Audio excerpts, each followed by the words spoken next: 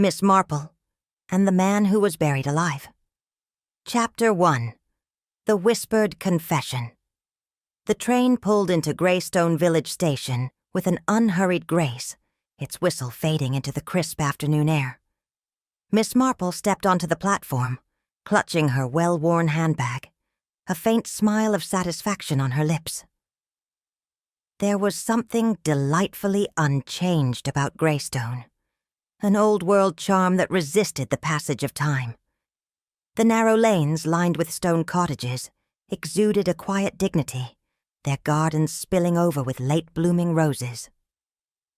As she made her way towards Greystone Manor, where Lady Eleanor Pembroke had invited her for a stay, she nodded politely to the villagers she passed. Some greeted her with warmth, others with the reserved curiosity that a newcomer, however unassuming, always inspired. Greystone was the sort of place where everyone knew everyone, and any disruption to its peaceful rhythm was noted. Lady Eleanor's home, a grand yet inviting manor set at the edge of the village, loomed ahead. The ivy-clad walls and the scent of freshly cut lavender in the air spoke of a place well kept, but not without its secrets.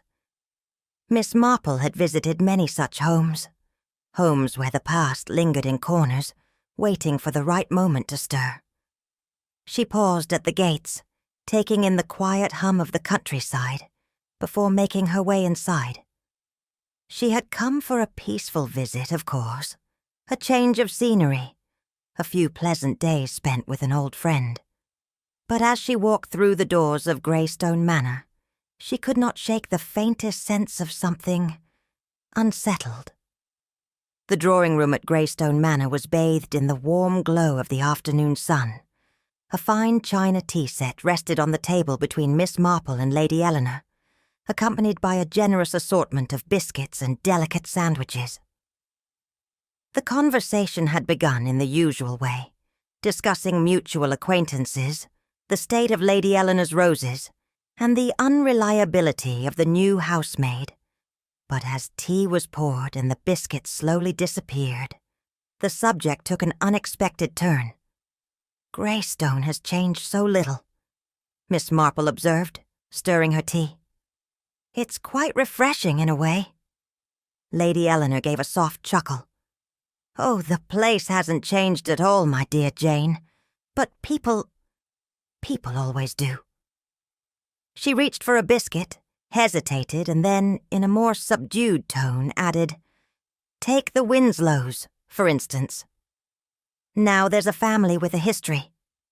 Miss Marple noted the shift in Lady Eleanor's tone. "Oh," she prompted gently. Lady Eleanor sighed. "It's not the sort of thing one discusses often, of course. But you must have noticed the Winslow name still lingers in whispers here. A tragedy, really. Felix Winslow, the younger son, vanished nearly 40 years ago. Some said he drowned at sea, others that he simply ran away. And yet, some believe there was more to it. Something darker." Miss Marple set down her teacup, her interest piqued. "And what do you believe, Eleanor?" Lady Eleanor hesitated, as if weighing the propriety of her words. "I believe that in villages like ours, secrets are never truly buried, Jane. They have a way of waiting for the right person to uncover them." Miss Marple said nothing, only offered a small, knowing smile. She had seen it before, an old story, a lingering whisper, a tragedy that never quite settled. And as she had learned, such things never remained hidden forever. The warmth of the afternoon had settled comfortably over the drawing-room of Greystone Manor. The fire crackled softly in the hearth, casting a glow over the polished mahogany table where the tea service lay. Miss Marple, ever attentive, watched as Lady Eleanor delicately replaced her teacup onto its saucer. The conversation, having drifted from pleasant chatter to the shadowed past of the Winslow family, had left the room in a momentary hush. Across from them, Mrs. Larkins, the elderly housemaid, sat perched on the very edge of her chair. Her hands, knotted with age, clutched the fabric of her apron as she listened. The Winslows. A name that stirred something long buried. "Such a dreadful thing," Lady Eleanor murmured, stirring her tea absent-mindedly. "Felix Winslow. Vanished without a trace. Some say he ran away, others that he drowned at sea." Miss Marple noticed the change in Mrs. Larkins immediately. The housemaid's thin shoulders stiffened, and her breath quickened just enough to be perceptible. "Not drowned," Mrs. Larkins whispered, almost too softly to hear. "Not lost. Not at sea." Lady Eleanor turned, surprised. "Mrs. Larkins?" The old woman's breath hitched, and then quite suddenly, the teacup in her trembling hands slipped and shattered against the floor. She gasped, one frail hand clutching at her chest, the other gripping the edge of the table as if to steady herself. Her lips parted, forming soundless words before, with a final effort, she rasped, "I saw him. I saw him clawing at the earth. He wasn't dead. He was buried alive!" A gasp rippled through the room. The very walls seemed to hold their breath. Then, without another word, Mrs. Larkins' body sagged forward.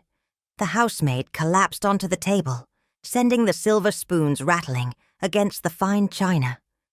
Lady Eleanor cried out, rising in alarm. Miss Marple, ever composed, leaned forward, placing a gentle hand on the woman's shoulder. But there was no mistaking it. Mrs. Larkins was gone. The tea had turned cold, but no one noticed. Silence hung over the drawing room like an unmoving shadow. The fire continued to crackle, indifferent to the still figure slumped over the table. Lady Eleanor pressed a hand to her lips, her complexion pale. Jane. What did she mean? Miss Marple did not answer immediately. She looked down at Mrs. Larkins, her features softened not just by age, but by the weariness of someone who had carried a secret too heavy for too long. Clawing at the earth. He wasn't dead. He was buried alive. Miss Marple's fingers tightened around the armrest of her chair. Not the words of delirium, she thought. Not the confused ramblings of a fading mind. No, this had been a confession. After a long pause, she spoke, her voice measured. It seems, dear Eleanor, that Mrs. Larkins had been holding on to something for quite some time. But surely, Lady Eleanor faltered, eyes flicking toward the unmoving figure. Surely she was confused. Felix Winslow disappeared decades ago. If such a terrible thing had happened, why say nothing until now? Why indeed, Miss Marple murmured. And yet, she did say something, didn't she? At the very last moment. Lady Eleanor shuddered. Buried alive? Can you imagine such a thing? Miss Marple could, all too well. The memory of another case flickered in her mind. An unfortunate man, presumed dead, buried in haste, only for the grave to tell a different story years later. It had been an oversight, a tragedy of circumstance. But here, if Mrs. Larkins was to be believed, this was no accident. Miss Marple studied the fallen housemaid once more. How long had she held on to this secret? And why, after all these years, had she chosen to speak now? She glanced at Lady Eleanor, whose fingers were still trembling. Did Mrs. Larkins work for the Winslow family? Years ago, yes, Lady Eleanor confirmed. But she left their service long before Felix's disappearance. Or so I thought. Miss Marple folded her hands in her lap. There was something here, something just beyond reach. But one thing was certain. Mrs. Larkins had carried a terrible truth to her grave. And truth, as Miss Marple well knew, had a way of refusing to stay buried. Chapter 2. The Village Legend and a Disturbing Obituary. The afternoon light had begun to soften, stretching long shadows across the drawing room. Lady Eleanor sat back in her chair, fingers idly tracing the rim of her teacup. Her expression, once composed, had clouded with something between reluctance and remembrance. "It's a name that still lingers, you know," she murmured at last. "Felix Winslow." Miss Marple, who had been observing her friend's careful choice of words, set her cup down with a quiet clink. "Ah," she said mildly, "a name that lingers. That is rarely without reason." Lady Eleanor sighed, stirring her tea in slow, deliberate circles. It was such a long time ago, and yet one never quite forgets a story like that. Felix was only 17 when he disappeared. One day, he was there, laughing, riding through the village on that fine black horse of his. And then, gone. Just like that. No body. No real explanation. Miss Marple folded her hands in her lap. "And what did people say at the time?" "Oh, all sorts of things," Lady Eleanor replied, shaking her head. "That he ran away, that he was drowned at sea, that he'd fallen in with the wrong sort of people and met a bad end. His family never spoke of it. Arthur Winslow, his elder brother, took charge of the estate soon after. He always seemed so—" She paused, searching for the word. "Resolute. As if the matter were closed and should never be opened again." Miss Marple said nothing, but she had long since learned that matters so hastily closed were often the very ones that refused to stay buried. Lady Eleanor took a slow sip of tea, her gaze distant. "Some said it was an accident, that Felix was out on the cliffs alone and lost his footing. The sea is merciless, after all. Bodies are not always returned." "But you don't believe that," Miss Marple observed gently. Lady Eleanor hesitated. "I don't know what I believe, Jane. Only that there was something unfinished about the whole affair. The Winslow family held no funeral, no service, no mourning. It was as if Felix had simply ceased to exist." Miss Marple tapped a thoughtful finger against the armrest of her chair. "And yet, the village whispers persist." Lady Eleanor sighed. "There were rumors, of course, that he had been involved in something improper, that he had a falling out with his family, some great quarrel behind closed doors. And then there were the darker murmurs." Miss Marple inclined her head. "Darker?" Lady Eleanor hesitated, then said in a quieter voice, "Some believed he never left at all. That something happened to him, something terrible, and that his disappearance was arranged." Miss Marple absorbed this in silence. There was a pattern to such stories, a rhythm to the way truth was obscured. A boy who vanished without a trace, a family who moved on too quickly, a village that whispered but never dared to ask aloud. A puzzle, indeed, and Miss Marple did so love a puzzle. The evening had settled over Greystone Manor, the golden hues of sunset giving way to the quiet hush of twilight. Miss Marple and Lady Eleanor remained in the drawing-room, their conversation still lingering on the tragic disappearance of Felix Winslow. Lady Eleanor, now lost in thought, absently reached for the newspaper resting on the side table. She unfolded it, smoothing the pages, her eyes flickering over the columns with the ease of habit, and then, quite suddenly, she stopped. "Arthur Winslow," she murmured. "He's dead." Miss Marple looked up from her knitting. "Arthur Winslow?" Lady Eleanor's brow furrowed. "Yes, Felix's elder brother, the head of the family ever since Felix vanished." She read aloud, her voice carrying a curious mix of detachment and unease. "Passed away at his home 3 days ago. A private funeral is to be held later this week." Miss Marple laid her knitting down. "How very timely," she remarked softly. Lady Eleanor glanced at her. "Timely?" Miss Marple gave a small, knowing smile. "It does seem rather interesting that just as we speak of Felix, The one man who might have had all the answers should pass away. Lady Eleanor hesitated. You don't think there's something suspicious about it, do you? Miss Marple did not answer immediately. Instead, she reached for her teacup, her fingers resting lightly against the delicate porcelain. I have found, dear Eleanor, that life has a peculiar way of arranging itself. Sometimes things align so perfectly that one might call it coincidence.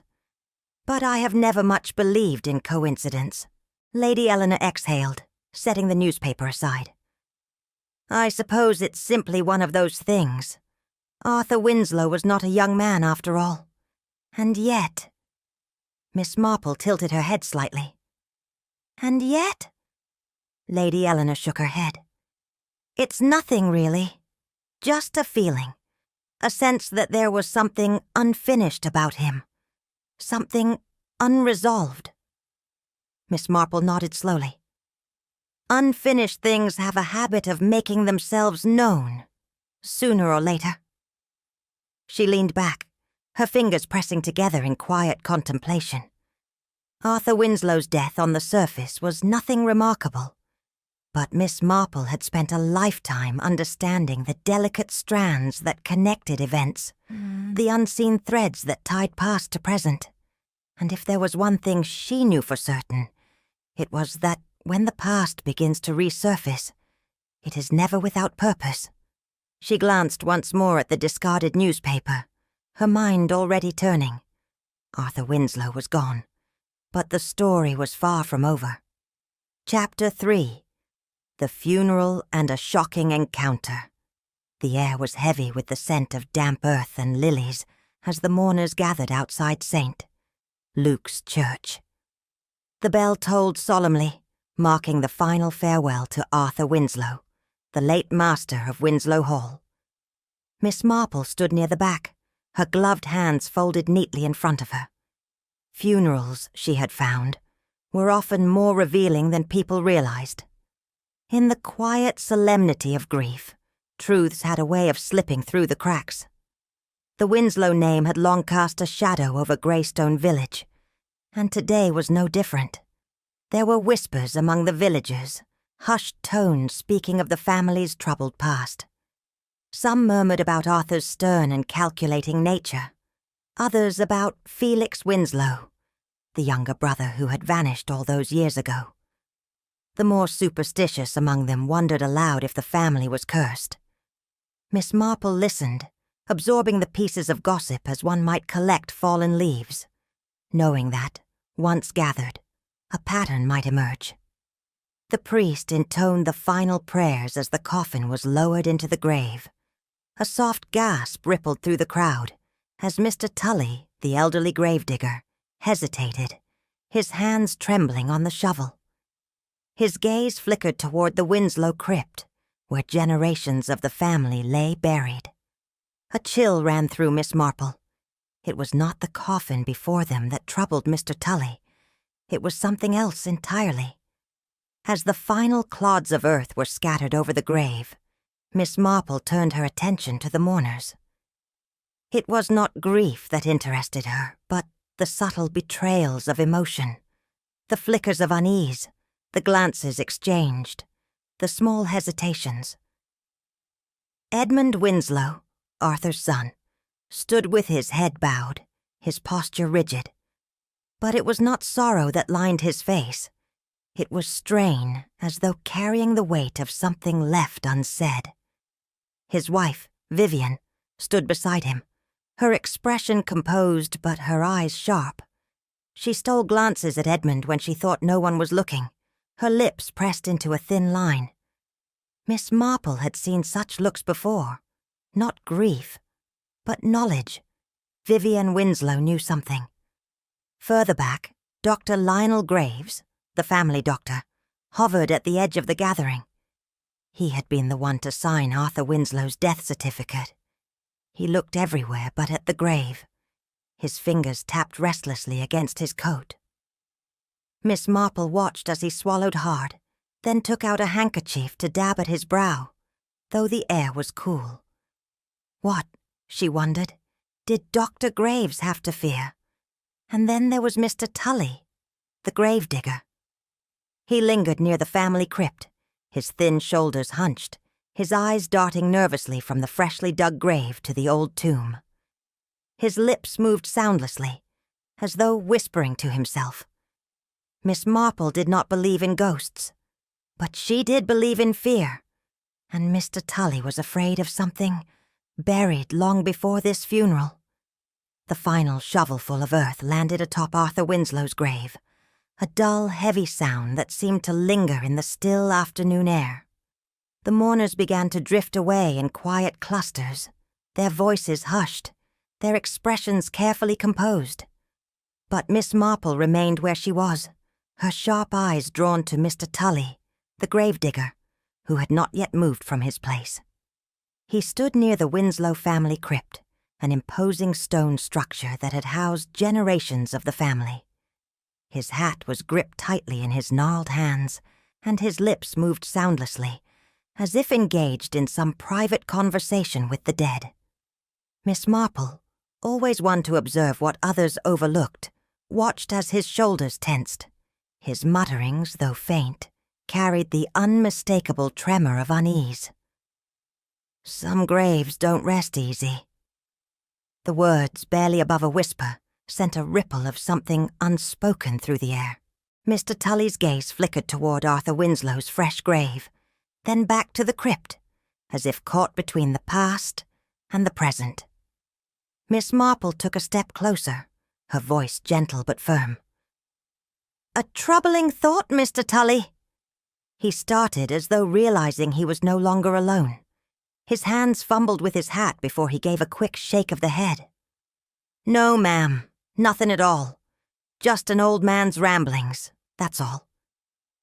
But Miss Marple had spent a lifetime distinguishing idle chatter from genuine fear, and Mr. Tully was afraid. As the last mourners departed, Miss Marple lingered near the churchyard gate.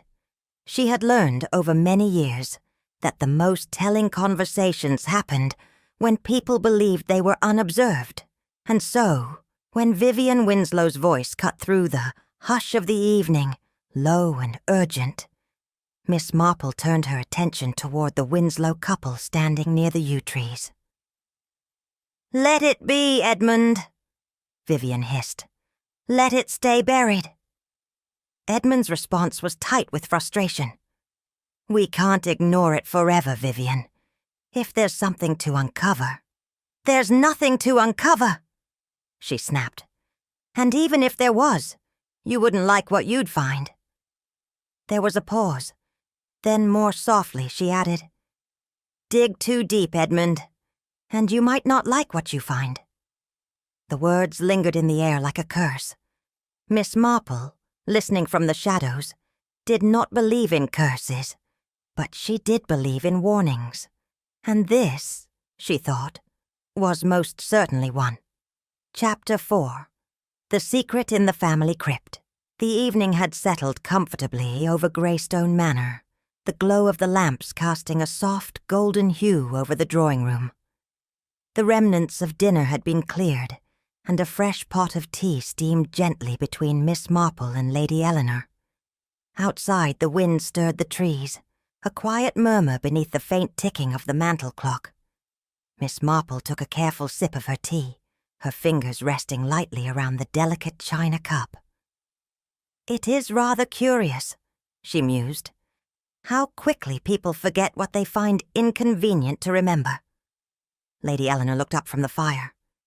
"You mean Felix?" Miss Marple nodded. "A young man, from a respectable family, vanishes without a trace. No formal investigation, no real attempts to uncover what became of him. And now, after all these years, Mrs. Larkin speaks his name with her dying breath.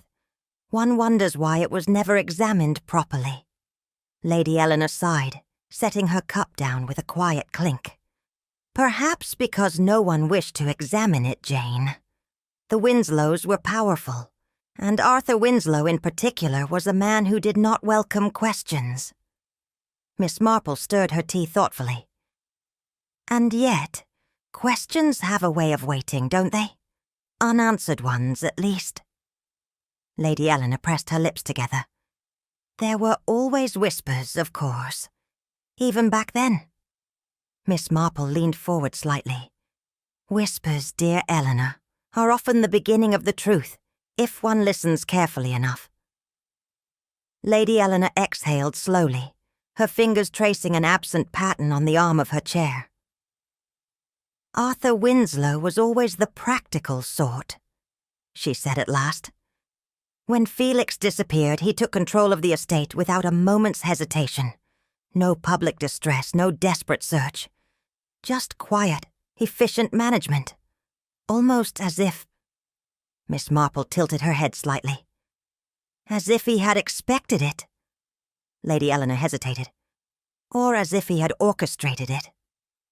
There was a pause. The fire crackled softly, sending shadows dancing across the walls.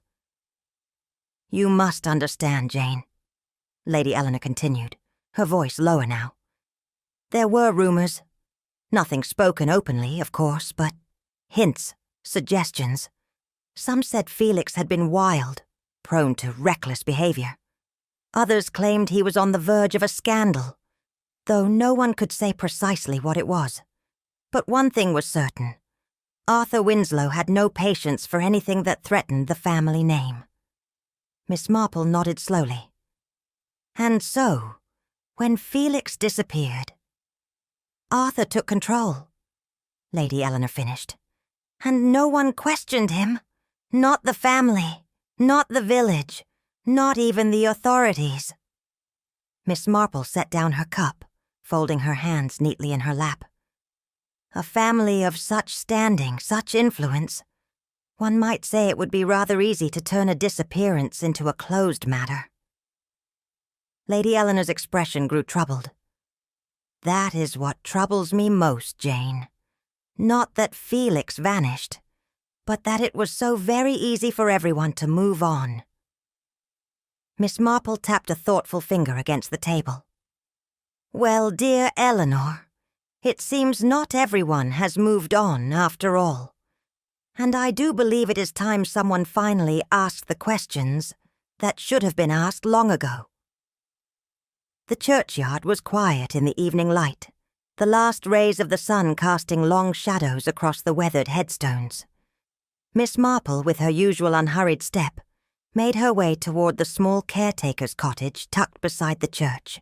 Mr. Tully was an old man, thin, stooped, with hands that had known a lifetime of toil. He stood near the church steps, polishing the brass lantern with slow, methodical strokes. At Miss Marple's approach, he straightened, tipping his cap. "Evening, Miss Marple," he greeted, his voice roughened by age and the cold. "Didn't expect visitors at this hour." Miss Marple smiled, ever pleasant. "I was just admiring the churchyard. Such a peaceful place, don't you think?" Mr. Tully gave a non-committal grunt. "Peaceful enough, I suppose, for those that rest easy." Miss Marple let his words settle before continuing, her tone light. "I imagine you've tended these graves for many years. You must know every stone, every name." "Aye," he nodded. "Seen generations come and go." She took a step closer, lowering her voice just slightly. "And the Winslow family crypt. That must hold many stories." There was a flicker, just a flicker, of something in Mr. Tully's expression. His grip on the cloth tightened. Miss Marple continued gently. "I happened to notice you looking uneasy by the crypt at the funeral, as if something troubled you." Mr. Tully hesitated, his gaze shifting toward the ancient tomb that loomed at the far end of the churchyard. "It ain't my place to talk, Miss Marple." She smiled kindly. "Oh, but sometimes speaking of things lightens the burden, don't you think?" He exhaled slowly, his fingers working over the cloth. "Some things don't like being disturbed," he muttered. "Some graves don't like being forgotten." Mr. Tully glanced around as if ensuring they were alone. Then, lowering his voice, he said, Felix Winslow. That name's been buried longer than his body, if you take my meaning." Miss Marple nodded, her expression patient. Mr. Tully's hands trembled slightly as he spoke. "It was years ago, just after they sealed the crypt for good. I was a younger man then, still new to the work. I remember it clear as day, standing there looking at that stone and feeling—" He broke off, shaking his head. Miss Marple prompted him gently. "Feeling what, Mr. Tully?" He swallowed. "Like something weren't right. Like that grave weren't at peace." Miss Marple regarded him thoughtfully. "And you felt it ever since?" "Aye," he whispered. "Every time I pass it, I think, there's something in there that ain't resting proper. And now, with Arthur gone—" His voice trailed off, his meaning unspoken, yet clear. Miss Marple folded her hands, a grave that refused to be forgotten, a past that refused to stay buried, and perhaps, at long last, it was time to unearth the truth. Chapter 5. A Grave Unearthed. The night was thick with mist, the moon a pale ghostly presence behind drifting clouds. St. Luke's churchyard, usually a place of solemn stillness, was alive with the dull clang of shovels and the low murmur of voices. The workers had been called to reinforce the old Winslow family crypt, years of damp having weakened the structure. It was supposed to be a simple task: strengthen the stone, ensure no further erosion. But the earth had other plans. The first sign of trouble came with a hollow thud. A worker straightened, frowning, and struck his spade down again. The soil gave way too easily, crumbling inward, revealing something long concealed beneath the surface. One of the men stepped closer, lantern raised. "What in God's name?" The light fell upon the darkened outline of a coffin, wedged in an awkward position beneath the crumbling earth. It had not been placed carefully like the others in the crypt. This one had been hidden, forced into a space where it was not meant to be. A silence settled over the men as they stared at the forgotten casket, unearthed by accident yet demanding attention. One of them cleared his throat. "It's not marked," he muttered. "No name, no headstone." Another shivered, despite the still air. "Shouldn't be here at all." The foreman hesitated only a moment before nodding. "Bring the crowbars." The lid was about to be lifted, and with it, the truth that had been buried for decades. The crowbars bit into the edges of the coffin, prying the wood apart with a slow, splintering groan. The air seemed to shift, the workers' breath shallow as they levered the lid open. And then, a collective gasp, a step backward, a muttered curse.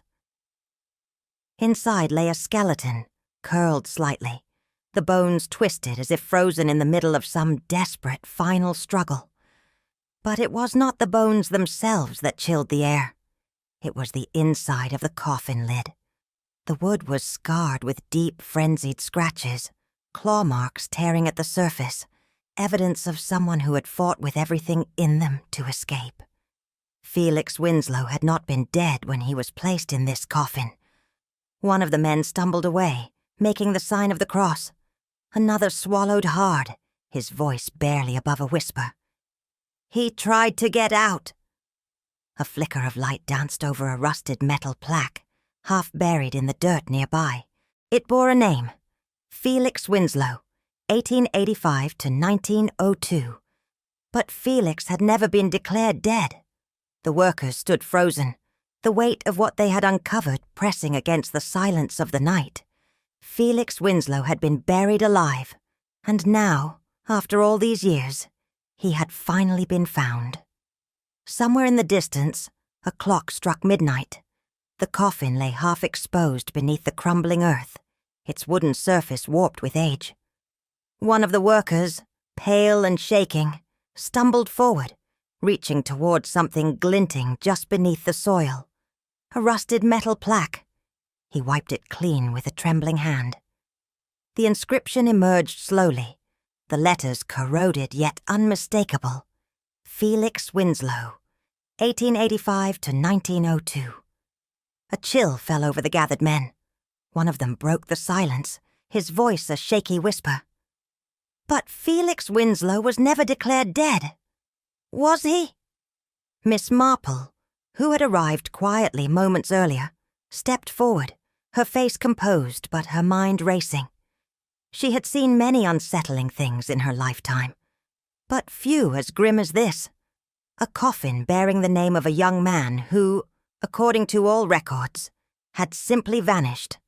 And now, here he was, buried beneath the very crypt that should have housed his memory, not his body. The foreman cleared his throat awkwardly. "It don't make sense, ma'am. If he wasn't declared dead, how'd he end up here, sealed away like this?" Miss Marple's gaze was steady, though her thoughts churned beneath the surface. "An excellent question," she murmured, "and one that I fear carries a most unpleasant answer." She moved closer to the coffin, her eyes tracing the faded inscription. Felix had vanished in 1902, a young man full of life and promise. But someone had known otherwise. Someone had ensured that he was never found. At least, not until now. Whoever put him here, Miss Marple said quietly, did not want him to be remembered. They wanted him to be forgotten. The workers exchanged uneasy glances, their earlier bravado fading into silence. This was no ordinary grave. It was a secret buried in haste and hidden beneath layers of lies.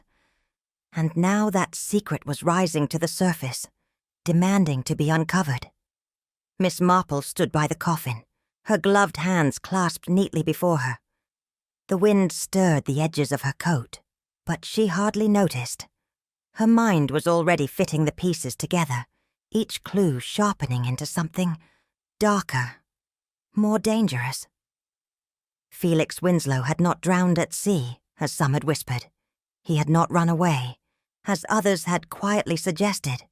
He had been buried here, beneath the crypt, hidden away with the hope that no one would ever discover the truth. She glanced once more at the claw marks inside the coffin lid. The scratches, deep and frenzied, told a tale that no one could ignore. Felix had fought to escape, to breathe, to live, and someone had put him there knowing full well that he wasn't dead. "Murder," she said softly, the word hanging in the cold night air. One of the workers shifted uneasily. "But why, ma'am? Why bury him like this? Why hide him at all?" Miss Marple's gaze didn't waver. "Because Felix Winslow wasn't meant to be found. He was meant to disappear, quietly and completely. And whoever did this had every reason to ensure that no one ever asked questions." Her worst fears had been confirmed. This was not the result of a tragic mistake or a misunderstanding. It was deliberate, calculated. And whoever had buried Felix Winslow alive all those years ago had done so with intent. And yet, Miss Marple knew one more thing, with absolute certainty. Secrets, no matter how deeply buried, had a way of rising to the surface. Chapter 6. Miss Marple connects the threads.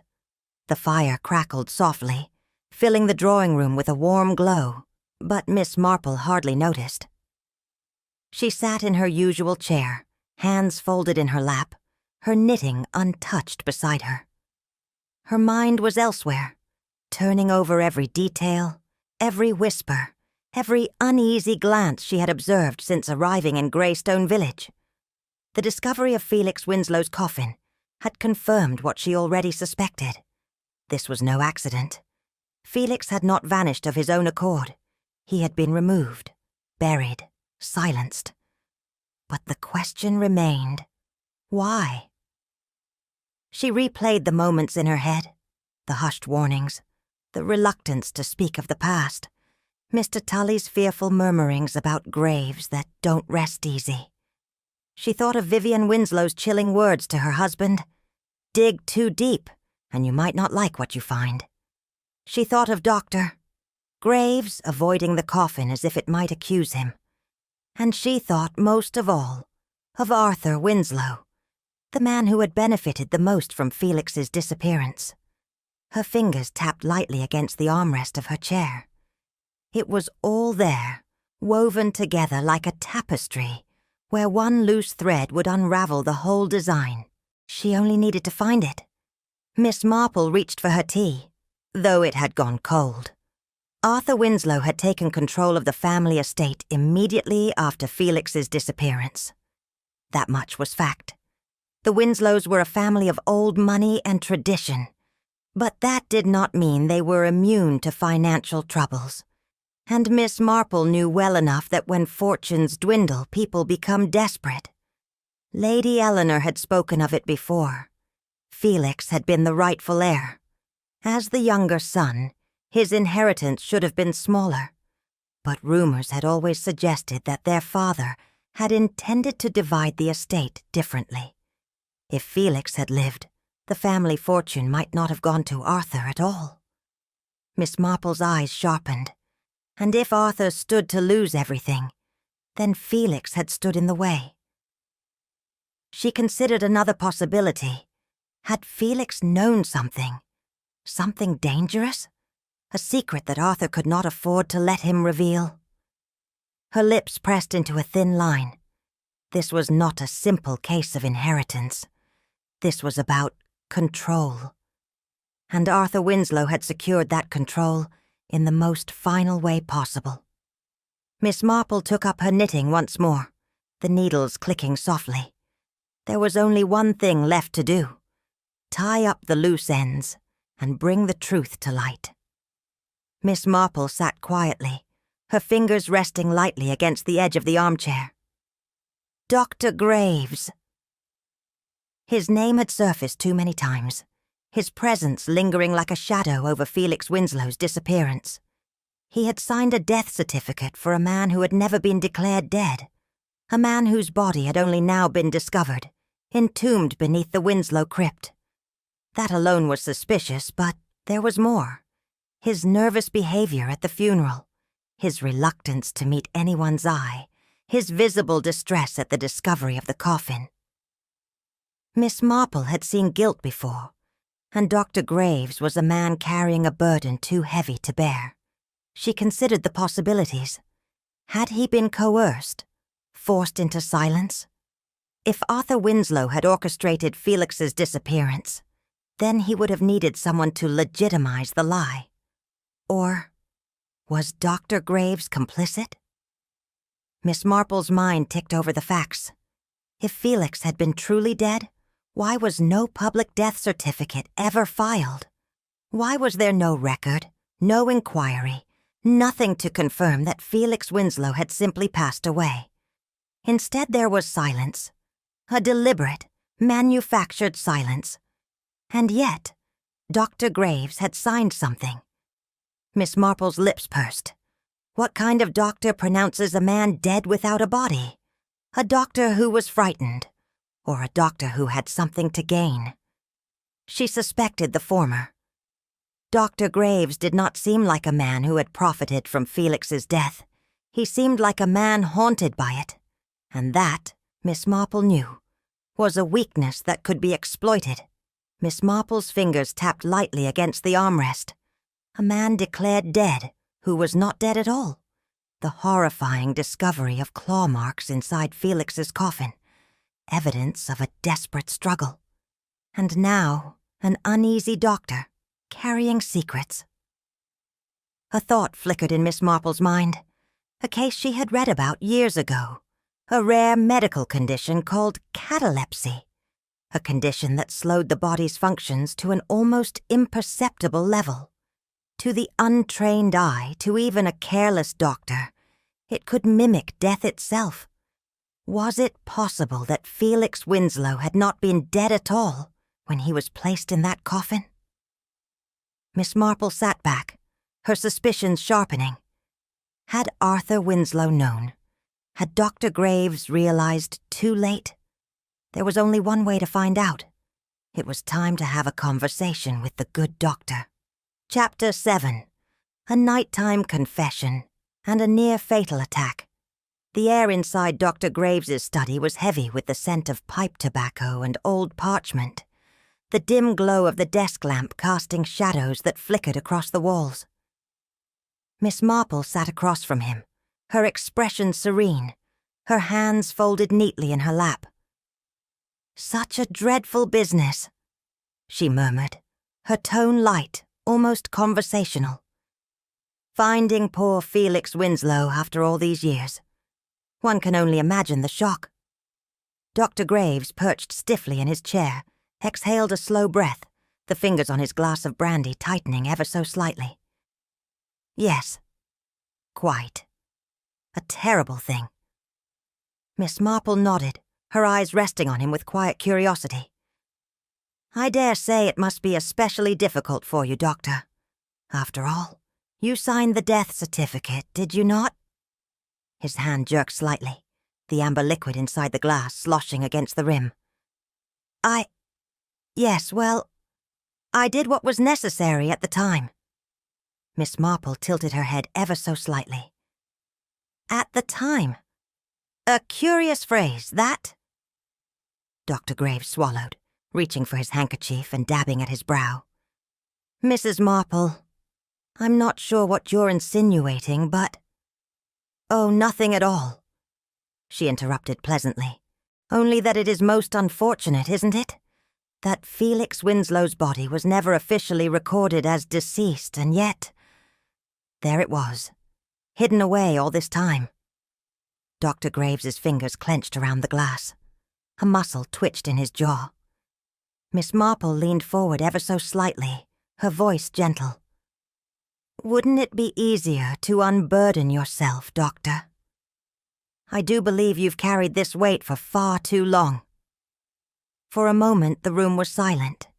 Then, with a heavy, shuddering sigh, Dr. Graves finally broke. Dr. Graves slumped forward, rubbing a weary hand over his face. "You don't understand," he murmured. "I had no choice."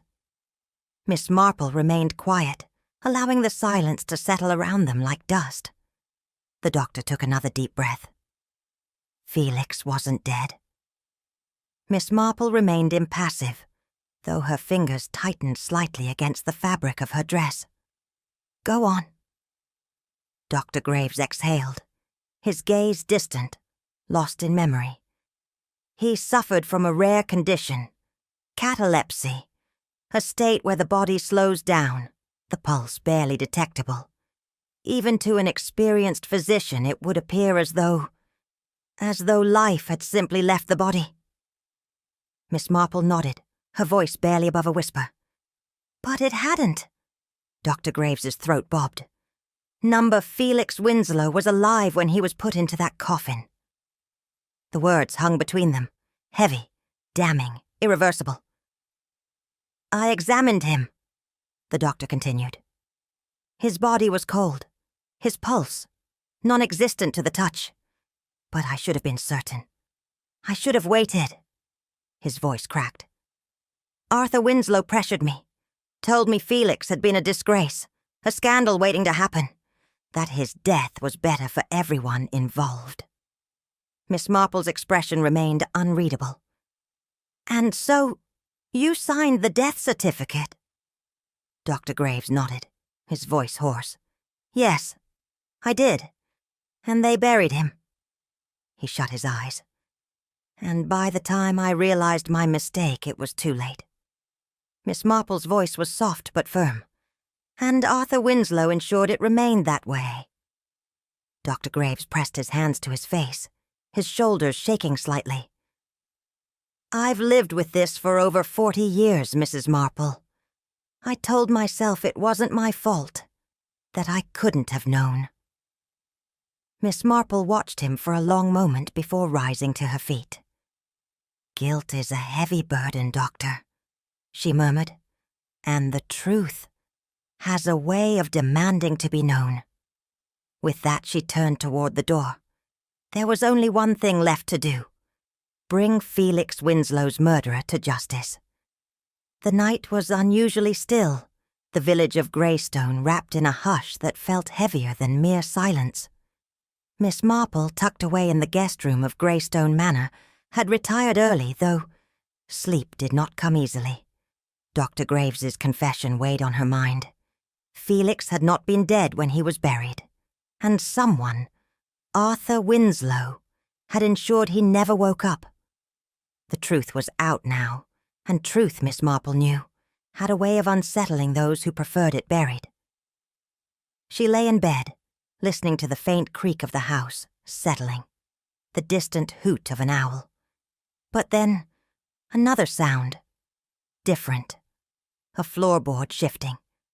Her breath stilled. The sound had come from outside her door. Miss Marple's sharp eyes moved to the thin strip of darkness beneath the doorframe. A shadow flickered. Not the aimless drifting of candlelight, but something solid. Someone standing just beyond, watching, waiting.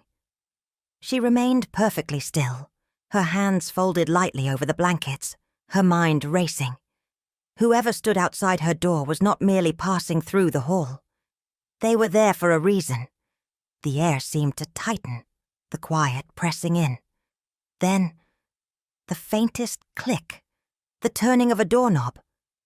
Miss Marple's pulse remained steady, but she was no fool. She was not alone. The door shifted a fraction of an inch, then stilled. Whoever was on the other side had hesitated.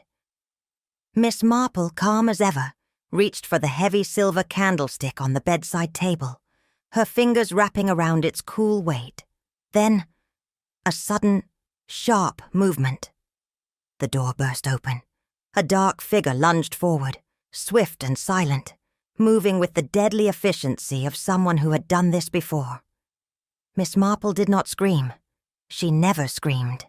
Instead, she did the most unexpected thing possible. She stepped aside. The intruder, expecting a fragile old woman, was thrown off balance for just a moment. But a moment was all she needed. Miss Marple swung the candlestick hard, catching her attacker just beneath the shoulder. They staggered, a muffled curse escaping their lips. For a split second, the room was no longer that of an elderly guest. It was a battlefield, a game of survival. The figure recovered, stumbling toward the doorway, then vanishing into the corridor. Miss Marple's breath was steady as she stepped forward and peered out. But the hall was empty. Only shadows remained. She exhaled slowly, tightening her grip on the candlestick. The murderer was still alive, and they were afraid. Chapter 8. The Final Confrontation and the Truth Unearthed. The fire in Lady Eleanor's grand drawing room crackled softly, casting shifting shadows along the walls. The heavy curtains were drawn, shutting out the cold night air. But within the room, the chill of unspoken truths lingered. Miss Marple sat near the hearth, her usual mild expression unchanged, her knitting resting neatly in her lap. But there was something in her gaze, a sharpness, a quiet certainty. Around her, the gathered suspects waited, their faces a mix of curiosity, impatience, and thinly veiled anxiety. Edmund Winslow stood by the window, arms crossed, his brow furrowed. His wife, Vivian, sat stiffly, glancing toward the door as if contemplating an escape. Dr. Graves, pale and hollow-eyed, avoided meeting anyone's gaze, while Mr. Tully, the aging caretaker, perched on the edge of his chair, his hands twisting his cap nervously. Lady Eleanor, regal as ever, watched them all with quiet scrutiny. Miss Marple cleared her throat, her voice pleasant but firm. "I thought it best that we all meet this evening. There are matters that must be addressed." She let the silence stretch for a moment before continuing. Felix Winslow's disappearance, long considered an unsolvable mystery, is no longer quite so mysterious. His fate, tragic as it is, has now come to light. And so, it is time, I think, to discuss the question that lingers. Who, precisely, is responsible? A hush fell over the room. The flickering firelight did little to mask the tension thickening in the air. No one spoke. So, Miss Marple spoke for them. Miss Marple folded her hands neatly in her lap. The motive, of course, was money. It so often is. Edmund Winslow stirred uncomfortably by the window. Vivian's fingers tightened around the edge of her chair. Miss Marple continued, her voice as light as if discussing a recipe. Felix Winslow was the favored son. Though Arthur was the elder, there were whispers, unconfirmed but persistent, that their father intended to alter his will, that Felix, not Arthur, would inherit the lion's share of the Winslow estate. Edmund's head snapped toward her, his expression unreadable. "That's nonsense," he said, though there was no conviction behind the words. Miss Marple smiled gently. "Perhaps. But if it were true, Arthur Winslow would have had every reason to see Felix removed. And conveniently, that is exactly what happened." Silence. She continued, her tone deceptively mild. "Felix did not drown at sea, nor did he run away. He was buried alive, hidden away beneath the family crypt." Vivian let out a quiet breath, her posture stiff. Dr. Graves flinched but said nothing. Miss Marple turned her gaze toward him. "Of course, Arthur Winslow could not have arranged this alone. He needed help, someone in a position of authority, someone who could provide him with the official confirmation that Felix was no longer an obstacle." Her eyes rested on Dr. Graves, who swallowed hard. "He needed a doctor." All eyes turned to Dr. Graves. The man who had spent his career tending to the health of Greystone Village now sat ashen-faced, his fingers trembling against his knee. Miss Marple tilted her head slightly. "Doctor, would you care to explain how you came to sign the death certificate of a man who was not dead?" A long, agonizing silence stretched between them. Then, Dr. Graves exhaled, his shoulders sagging under the weight of his guilt. "Arthur Winslow came to me," he muttered. "Told me Felix had fallen ill, collapsed. When I arrived, his body was cold, his pulse weak, undetectable. But I should have waited. I should have been certain." His voice cracked slightly, but he pressed on. "Arthur insisted there was no need for an examination. Said his father would have wanted the burial to be swift, that it was family business." Miss Marple's voice remained soft. "And so you signed the papers." Dr. Graves gave a hollow nod. "I told myself I had no choice. But the truth is, I was a coward. I allowed Arthur Winslow to push me into falsifying that certificate."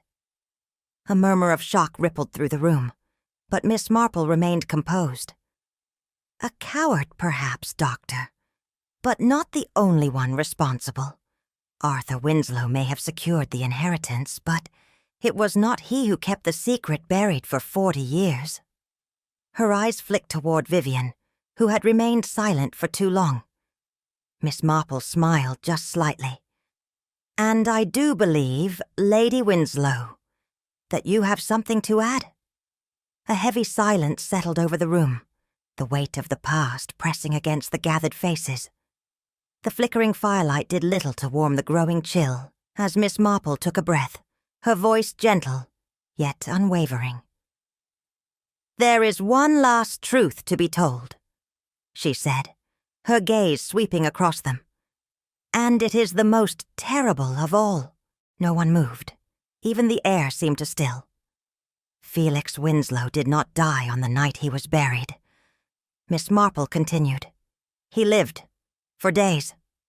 A sharp intake of breath. Vivian's hand flew to her mouth. Dr. Graves, already pale, went utterly white. Even Lady Eleanor, composed as ever, averted her gaze. "The scratches inside the coffin," Miss Marple said softly. "Deep, desperate, frantic. A man clawing at the very wood that trapped him. A man fighting to breathe, to escape, to live." Edmund's voice broke. "Number that." His throat closed over the words. Miss Marple met his gaze. "It is the cruelest truth, Mr. Winslow. But it is the truth." Silence. She pressed on, her voice steady. "Felix was in a state resembling death, his condition undetectable to those who did not care to look closely. But he was not gone. And when he awoke—" No one could speak. The horror was too great. Miss Marple's hands rested lightly on her lap. "He suffered in unimaginable terror, knowing he had been abandoned. And when death finally came, it was not by illness or misadventure. It was because someone had buried him alive." Her words cut through the silence like a blade. Edmund turned away, his breath ragged. Vivian trembled, her gaze darting toward the door. Dr. Graves closed his eyes, as if hoping to block out the truth. But there was no escaping it now. Felix Winslow had not simply disappeared. He had died alone, in darkness, with nothing but the weight of the earth above him. And now, at long last, his story had been unearthed. The silence stretched long after Miss Marple had spoken, thick with the weight of revelation. Then Edmund Winslow straightened. His face was ashen, his hands clenched into fists, but there was no uncertainty in his voice as he spoke. "This cannot stand." Vivian turned to him, her voice barely above a whisper. "Edmund." But he shook his head. "Number. My father buried a man alive. He stole Felix's life for the sake of an inheritance, and he did it without remorse." His voice hardened. "He is dead now, but that does not mean justice is beyond reach." Miss Marple watched him carefully. Edmund exhaled slowly. "The truth must be known. I will go to the authorities." A shift rippled through the room. A crime committed in the shadows was now being brought into the light. Miss Marple allowed herself a small nod. Justice, even delayed, had a way of finding its path. Felix Winslow's story would not end in silence. Chapter 9. A poignant reflection and a lingering shadow. The quiet village of Greystone had always possessed a certain charm, its cobbled streets lined with cottages that whispered of centuries past. But now there was a change in the air, a subtle weight that lingered over the rooftops, casting a long shadow on its sleepy lanes. Miss Marple, packing her modest bags by the window of Lady Eleanor's guest room, looked out over the village one last time. The familiar sight of the market square and the stone buildings seemed unchanged, yet somehow everything felt different. The sins of the past had been unearthed. Felix Winslow, buried beneath layers of silence and deceit, was now a name known to all.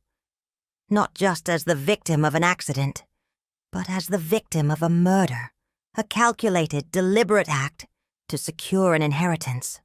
And with that revelation, the village of Greystone would never be the same. Miss Marple sighed softly, folding the last of her things. She had seen much in her lifetime, more than most, but there were still moments that gripped her, moments that reminded her that justice, while sometimes delayed, would always find its way. Lady Eleanor had offered her a place to stay, but Miss Marple knew it was time to return to her own home. Still, there was something in the village's atmosphere, something in the very air, that told her the ripples of Felix's story would continue to disturb this peaceful place long after she was gone. As the evening light began to fade, casting long shadows over the hills, Miss Marple joined Lady Eleanor on the veranda. The sun, a golden orb hanging low on the horizon, painted the sky in shades of purple and rose. It was a perfect evening, a peaceful evening. But even as the beauty of the sunset unfolded before them, neither woman could escape the quiet sorrow that filled the space between them. Lady Eleanor, looking out over the distant fields, spoke first. "Do you think he's at peace now, Miss Marple? Felix, I mean." Miss Marple's gaze softened. "I hope so, but I believe peace is a fragile thing, especially when it's been denied for so long." Lady Eleanor sighed, her hands folded in her lap. "It seems a cruel twist of fate, doesn't it? That such a man, so full of life, so full of promise, could be buried beneath such a weight. And for what? Greed? A fortune that could have been shared?" Miss Marple nodded, her voice gentle but firm. "It's the way of the world, Lady Eleanor. We find ourselves caught in the web of our own choices, and sometimes the consequences are too much to bear." She paused, her mind turning over the pieces of the puzzle she had solved so thoroughly. Felix's life was stolen, yes, but justice, even delayed, has a way of righting things in its own time. Lady Eleanor turned to face her, her expression troubled. "And what of Arthur? What of those who buried him?" Miss Marple's eyes sparkled with quiet conviction. "Arthur Winslow may have thought he could bury the past along with Felix, but no sin remains hidden forever. It will find its way to the surface. Perhaps not in the way we expect, but it will find its way." Lady Eleanor nodded slowly, her gaze drifting once more to the horizon. "And do you think, Miss Marple, that Felix has found peace?" Miss Marple smiled faintly, her gaze soft. "In time, yes. Perhaps not on this earth, but somewhere, somehow, peace will find him." As night fell, a restless wind stirred through the village, causing the ancient trees that lined the pathways to whisper and groan. The wind felt different tonight, heavier, almost as if the very air were carrying the weight of forgotten memories. Miss Marple stood by the window of her room, gazing out at the darkened village. The streets below were empty, the houses silent. Yet in the distance, she could feel something unsettled, as though the whispers of the past had not been fully laid to rest. It was late, the quiet hour when even the bravest of souls sought refuge from the chill of night. But Miss Marple could not shake the sense that something remained, something unfinished. She closed her eyes for a moment, listening. The wind had carried more than just the leaves tonight. It seemed to whisper of secrets that had yet to be fully revealed, of lives interrupted, and of a truth not quite whole. Miss Marple's mind was sharp, and though she had solved the mystery, there was still that sense of lingering unease.